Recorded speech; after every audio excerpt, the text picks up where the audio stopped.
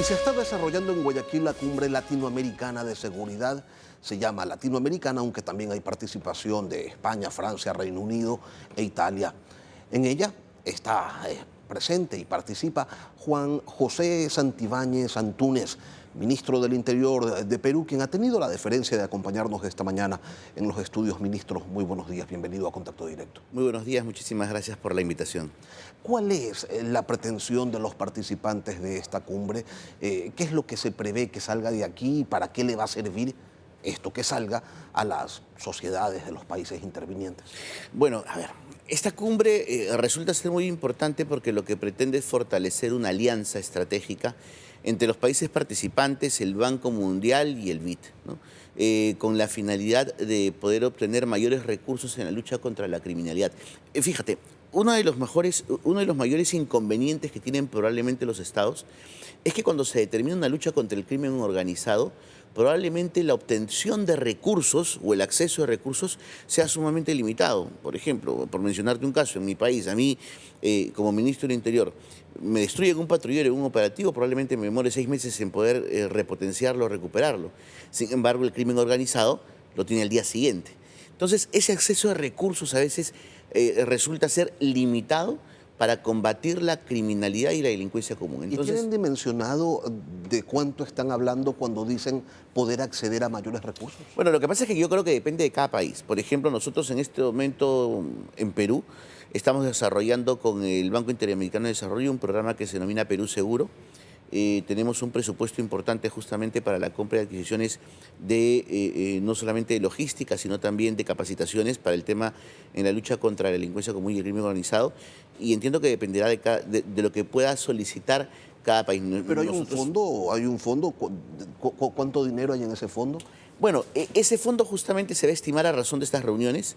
Por eso es que el Banco Mundial y el BID justamente nos han convocado a todos los países para establecer inicialmente los lineamientos de esta alianza y posteriormente asumo se va a establecer cuál va a ser el monto del fondo que se va a poder manejar. ¿Y qué lleva a los organismos multilaterales a determinar la seguridad como uno de los objetivos en los que se tiene que trabajar? ¿Se dieron cuenta por fin que un país inseguro es un país que no crece económicamente y que por ende no puede satisfacer las necesidades de su gente? Yo creo que la seguridad es la columna vertebral de todo. Sin seguridad no tenemos economía, sin seguridad no tenemos trabajo, sin seguridad no tenemos paz, tranquilidad, un libre desarrollo de los ciudadanos.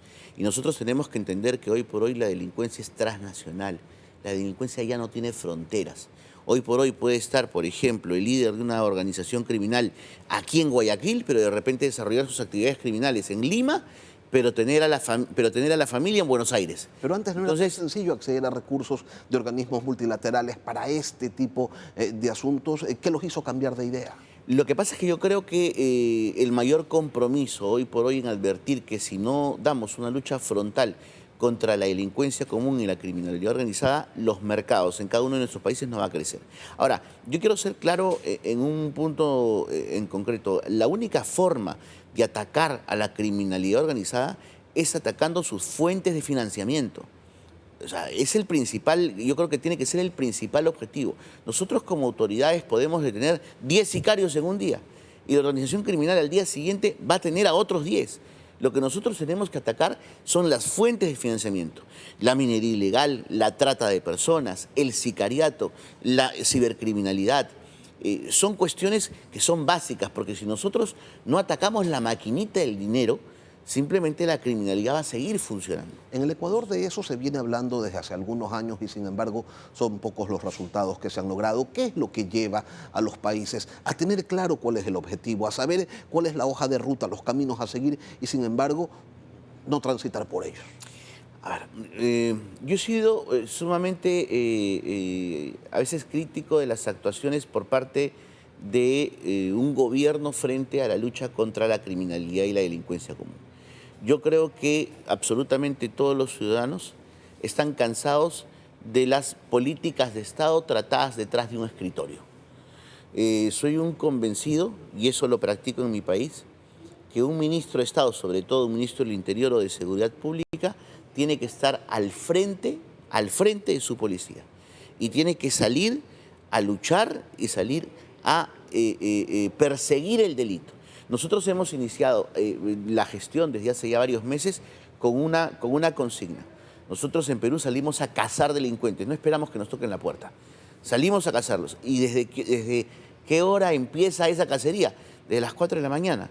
Tenemos un operativo que se llama Amanecer Seguro. Amanecer Seguro implica que la Policía Nacional de Perú esté en distintos departamentos del país, en las distintas regiones y en los distintos distritos desde las 4 de la mañana. Se suba a los buses, pida documentos, pare taxis, esté en los paraderos, revise celulares de los transeúntes. En las primeras semanas, lógicamente, constituyó una molestia, pero luego se ha instituido como un operativo policial necesario para luchar contra la criminalidad. ¿Que se desarrolla paralelamente en todas las regiones del país? Paralelamente. Paralelamente en todas las regiones. Se lo pregunto, ministro, porque por ejemplo acá se interviene en zonas concretas y se ataca, por ejemplo, en estos momentos están en la ciudad de Durán con el bloque de seguridad, antes estuvieron en Manta, y es un tema focalizado y claro, se entiende que cuando el tema es focalizado, pues los delincuentes se van hacia otros lugares en donde se puedan sentir más seguros. Usted me dice que en Perú se ataca en muchos lugares al mismo tiempo. Atacamos en muchos lugares al mismo tiempo. Ojo, también tenemos justamente los operativos focalizados, como son los operativos que se practican contra la criminalidad organizada en Patás, que es un lugar en donde ha explotado la minería ilegal. En lugares donde nosotros tenemos identificados como sensibles, que también resulta ser una estrategia acertada. Yo creo particularmente lo que nosotros hemos podido advertir y conocer de la lucha frontal contra la delincuencia que se está dando aquí en Ecuador. Yo creo que los resultados están siendo óptimos internacionalmente. Ustedes fueron, digamos,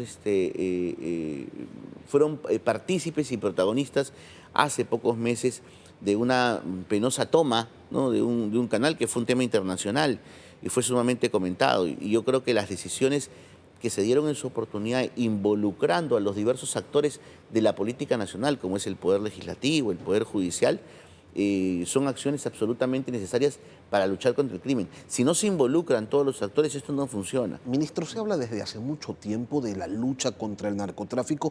Esa postura, esa posición de guerrear contra el narcotráfico sigue teniendo sentido. Se lo pregunto porque todo el mundo le apuesta a esa guerra, pero todo el mundo la está perdiendo. Yo creo que hace muchísimos años el narcotráfico probablemente constituía una de las principales o la principal fuente de financiamiento de las organizaciones criminales. Yo hoy considero que es importante, pero no la más importante. Quizás, al menos en el ámbito, por ejemplo, peruano, la trata de blancas, la extorsión y el secuestro se han convertido hoy en las fuentes de financiamiento más importantes de las organizaciones. Lo que pasa es que se han diversificado, pero eso Exacto. No significa que Entonces, se haya dejado de producir drogas. Nosotros, ahora la lucha contra el narcotráfico no puede detenerse. Igual tiene que mantenerse porque sigue siendo una industria delictivamente rentable y es una de las industrias que probablemente más daños en lo que respecta, digamos, a daños críticos ha causado a nuestras economías. Ministro, pero ¿qué hace un Estado ante el narcotráfico? ¿Lo trata de controlar porque eliminarlo no puede? ¿Cuál es el principio? ¿Bajarle el tono? ¿Evitar que se tomen las instituciones del Estado? ¿Cuál es el objetivo? Bueno, nosotros, por ejemplo, en Perú lo que hemos hecho es, tenemos un plan muy, muy poderoso de erradicación de plantaciones de la hoja de coca, que es el principal insumo para la producción de la pasta básica de cocaína. Tenemos un programa que es el programa CORA. Estamos empeñados, por ejemplo, este año en generar una reducción de plantaciones de aproximadamente 30.000 hectáreas. Venimos trabajando durante todo el año y contamos en este caso con el apoyo del gobierno de los Estados Unidos. Adicionalmente, en algunas partes funciona y en otras partes no, por ejemplo en Amazonas, en Bajo Amazonas. En el Amazonas, en el Amazonas esencialmente. Eso es vinculando el tema específicamente a una región. Por otro lado, tenemos la lucha frontal igualmente de la Policía Nacional y de nuestras Fuerzas Armadas destinadas a destruir, por ejemplo, las pistas de aterrizaje clandestinas, los laboratorios clandestinos, que ya no están específicamente vinculados a un tema de erradicación de plantaciones, sino a un ataque directo contra el sistema de producción. En tercer lugar, un control absoluto de los insumos químicos que pueden ser utilizados para la producción de la pasta básica. Y esto ya se hace en aduanas y en las ciudades. Nosotros sabemos que para la producción de la pasta básica es importante no solamente estas plantaciones, sino también el acceder a determinados insumos que tienen que estar controlados. El control que ejercemos sobre la adquisición, la distribución y el suministro de esos insumos nos permite reducir la valla de producción de la pasta básica. Entonces tenemos que atacarlo por varios, tenemos que atacarlo por varios lugares. ¿Dónde se ubica hoy Perú? ¿Es un país productor de cocaína? ¿Es un país de paso? A ver, Perú ha sido un país siempre considerado de producción, pero nosotros estamos en todos los esfuerzos para reducir considerablemente esa brecha. Como te digo, nos propusimos este año alcanzar entre las 25.000 y 30.000 hectáreas para la erradicación de la hoja de coca. Lo vamos a cumplir. El próximo año la meta será mucho mayor en este caso, con la adquisición por donación de los nuevos helicópteros Black Hawk de los Estados Unidos que vamos a tener para justamente este programa CORA, que es un programa de erradicación de hoja de coca, la hoja que es utilizada. ¿Pero es la erradicación por la erradicación, ministro, o es la erradicación acompañada de programas de sustitución de cultivos y de atención? La erradicación tiene que venir acompañada necesariamente por un programa de sustitución de cultivos y por nuevas formas y nuevas alternativas. Si no, no funciona. Además hay otra cosa. La erradicación tiene que hacerse de manera correcta. Existen algunos países, por ejemplo, que cuando erradican te sacan solamente la planta, pero queda la raíz. Y llegas a los 6 meses y nuevamente está la plantación ahí. Nuestra erradicación es absolutamente distinta. Nosotros erradicamos con un material especial en donde sacamos desde la raíz. No hay forma de que en esa tierra vuelva a crecer ese material. Y esto va acompañado de programas justamente desarrollados por el Ministerio de Economía y el Ministerio también, en este caso, las plantaciones de café, las plantaciones de cacao, lo que pueda, en este caso, dar la tierra, porque sabemos que es absolutamente distinto, o incluso el desarrollo de otras actividades económicas que nos permitan que se aparten, en este caso, de la que estaban desarrollando. Usted me cuenta de los pasos, sin duda positivos, que están dando allá en el Perú, ministro, pero en marzo la Sociedad Nacional de Industrias de su país señaló que la criminalidad y la delincuencia había generado pérdidas en el 2023 que representaban 3 puntos del Producto Interno Bruto. Eso es algo muy grande en una economía como la peruana. ¿Cuáles han sido las razones que llevaron a que más del 60% de la población de los peruanos considere pues, que la inseguridad, que la delincuencia es el principal de sus problemas? Bueno, definitivamente nosotros no podemos negar que la percepción de inseguridad es bastante grande. Yo creo que no solamente en el Perú, este es un problema de toda Latinoamérica. Sí, sin duda. La delincuencia transnacional hoy por hoy está atacando a todos nuestros países y es algo que nosotros discutíamos muchísimo. Nosotros estamos haciendo absolutamente todos los esfuerzos para reducir hoy por hoy no solamente esta percepción de inseguridad, sino también, como reitero, dándole una lucha frontal a la delincuencia. Cuando nosotros asumimos la gestión, advertimos que era necesario, como te comentaba en la parte introductoria de tu programa, que era necesario una mayor participación de las fuerzas policiales. Y el Supremo Gobierno, liderado por nuestra Presidenta Constitucional de la República, la doctora Dina Boluarte, tomó decisiones sumamente importantes que son necesarias para una lucha frontal contra la delincuencia. Por comentarte una de ellas. Primero, nosotros no podemos enfrentar a la delincuencia si no tenemos un equipo humano absolutamente comprometido. La señora Presidenta de la República, después de 12 años, ha anunciado el aumento de sueldos del personal policial. Después de 12 años.